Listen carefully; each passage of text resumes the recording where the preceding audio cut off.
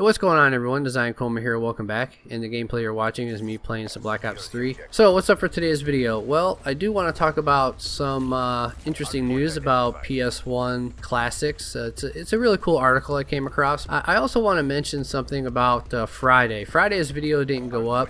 Normally I would have a Friday video like I usually do. Most of the time I always have 3 videos a week. When I got up Friday morning and heard about the Dallas shootings and everything that took place in Dallas, and Texas to me is like a second home. That's where I was stationed. I was stationed in Fort Hood when I was serving in the military, when I was in the Army. It's like a second home to me. Not that I visited Dallas all that much. With my current job I have, because I would travel for work. It's kind of a second home to me, and I do have family that lives there. When I got up Friday morning and I heard about the shootings, it really just it really killed my mood for that day. I had no desire to do a single video. I just couldn't think about anything other than the fact that this tragic thing happened, and my heart goes out to everybody involved, the families, the community, everyone, and I really hope they're able to pull things together and start their lives on Monday and hopefully move forward. So, PS1. This article I came across was actually pretty cool. It was a really neat article, and it's titled, Is it time for PS1 classics on PS4? Now, I'm not a real big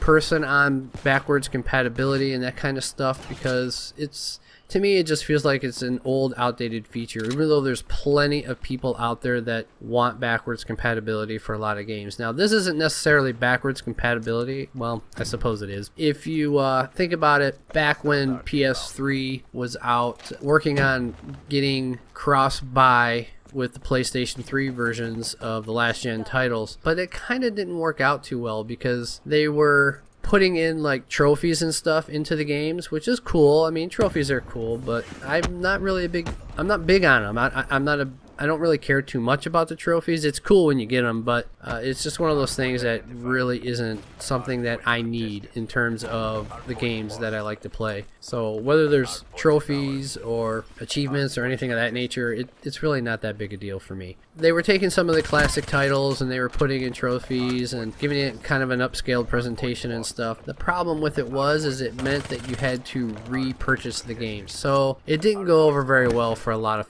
PlayStation fans, a lot of Sony fans, because we already bought the game. It's one of those things where just make it playable on there because I've already purchased the game. I have the game disc. The trophies and stuff isn't super important to me, but that's what they wanted to do and that's what they did, and it didn't go over well. So we're kind of in this position where classic titles are getting to the point where a lot of people are wanting them into the newer gen consoles. Now, don't get me wrong, I would love to play like some of the old Resident Evil games on my PS4, because Resident Evil, and I've mentioned this in, I can't remember what video it was a pretty old one. Resident Evil was one of the games on the PlayStation 1 that I played so much of and enjoyed so much of. And the thing is it didn't really matter to me that I pretty much knew where the zombies were going to come out. Like, okay, the zombie is going to bust through that window in the police department. I know it's going to happen. It's going to be right there. It was very predictable, but at the same time, I just loved playing that game over and over again. It was just one of those games that I could not get enough of. And to be able to play that on my PS4 would be really cool. Whether it's upscaled or not, it really doesn't matter to me. If I could just go in there and play it and have a good time with it, then that would be really cool. It would be really awesome. And if I had to rebuy the game at a decent price, right now I would probably pay like 15 bucks for it, or might even go as high as 25 in terms of a re-release of Resident Evil on PS4, but remains to be seen. I don't know if it's actually going to happen. So I'll have a link in the description for this article that I read. I think you guys will find it really interesting, and I'm curious, what PS1 games would you like to see come to the PS4? Resident Evil is definitely one of my top ones. So I hope you guys enjoyed the video. If you did, don't forget to give it a like, favorite, subscribe, and give some thoughts and some prayers out to those people in Dallas, because it's really a bad situation for everybody. I don't really like to see these kinds of things happen either. I'll catch you guys in the next one.